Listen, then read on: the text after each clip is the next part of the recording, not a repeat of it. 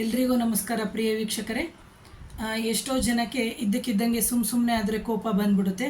ಅಂತಹ ಸಂದರ್ಭದಲ್ಲಿ ವೈದ್ಯಕೀಯ ಚಿಕಿತ್ಸೆಗಳನ್ನು ತೊಗೊಂಡಿರ್ತಾರೆ, ಆದರೂ ಕಮ್ಮಿ ಆಗಿರಲ್ಲ.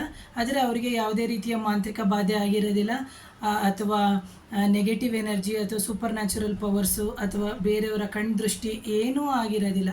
ಅಂತಹ ಸಂದರ್ಭದಲ್ಲಿ ಕೆಲವೊಬ್ಬರವ್ರಿಗೆ ಇದ್ದಕ್ಕಿದ್ದಂಗೆ ಕೋಪ ಬರುತ್ತೆ. ಆದರೆ ಬಿ ಪಿ ಚೆಕ್ ಮಾಡಿಸಿರ್ತಾರೆ, ಬಿ ಪಿ ಚೆಕ್ ಮಾಡಿಸಿದಾಗ ನಾರ್ಮಲ್ ಇರುತ್ತೆ.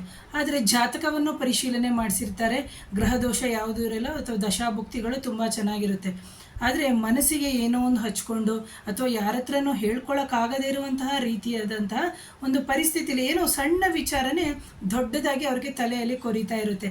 ಅಂತಹ ಸಂದರ್ಭದಲ್ಲಿ ನೀವು ಮನೆಯಲ್ಲಿ ಗಂಡ ಆಗಿದ್ರೆ ಗಂಡನ ಸ್ಥಿತಿಯನ್ನು ಅರ್ಥ ಮಾಡ್ಕೊಂಡು ಹೆಂಡತಿ ಮಾಡಿ, ಹೆಂಡತಿಗಾಗಿದ್ದರೆ ಗಂಡನ ಸ್ಥಿತಿಯನ್ನು ಅರ್ಥ ಮಾಡಿಕೊಂಡು ನೀವು ಮಾಡುವಂತಹ ಒಂದು ಕ್ರಮ ಅತ್ಯಂತ ಸರಳವಾಗಿರುವಂಥದ್ದು.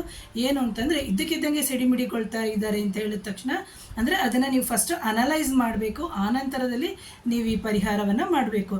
ಏನು ಅಂತಂದರೆ 3 ಇಂಚು ದೀಪ, ಅಂದರೆ ದೀಪಗಳಲ್ಲಿ ಹೈಟ್ ಬರುತ್ತೆ ನೋಡಿ.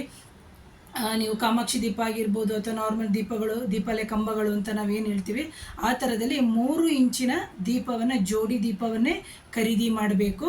ಇದನ್ನು ಗುರುವಾರ ತಪ್ಪಿದರೆ ಶುಕ್ರವಾರ ಖರೀದಿ ಮಾಡಿಬಿಟ್ಟು ಸತತವಾಗಿ 48 ದಿನಗಳ ಕಾಲ ತುಪ್ಪದ ದೀಪವನ್ನು ಹಚ್ಚೋದ್ರಿಂದ ಯಾವ ವ್ಯಕ್ತಿಗೆ ಕೋಪ ಬರುತ್ತೆ, ಗಂಡನಿಗಾದರೆ ಗಂಡನಿಗೆ ಅಥವಾ ಮಕ್ಕಳಿಗಾಗಿದ್ದರೆ ಮಕ್ಕಳಿಗೆ ಅಥವಾ ಹೆಂಡತಿಗಾದರೆ ಹೆಂಡತಿಗೆ ಅಥವಾ ಅತ್ತೆ ಮಾವ ಯಾರು ಇರ್ತಾರೆ ಅವರ ಕೈಯಲ್ಲಿ ಸತತವಾಗಿ 48 ದಿನಗಳ ಕಾಲ ನಾವು ಆ ದೀಪವನ್ನು ಹಚ್ಚೋದ್ರಿಂದ, ಅಂದರೆ 3 ಇಂಚಿನ ದೀಪವನ್ನು ಹಚ್ಚೋದ್ರಿಂದ ಅವರ ಕೋಪ ಆದಷ್ಟು ಬೇಗ ಕಮ್ಮಿಯಾಗುತ್ತೆ ಅಂತ ಹೇಳ್ತೀನಿ ಪ್ರಿಯ ವೀಕ್ಷಕರೇ. ಹಾಗಾಗಿ ಈ ಸರಳವಾದಂತಹ ಪರಿಹಾರವನ್ನು ಮಾಡಿ.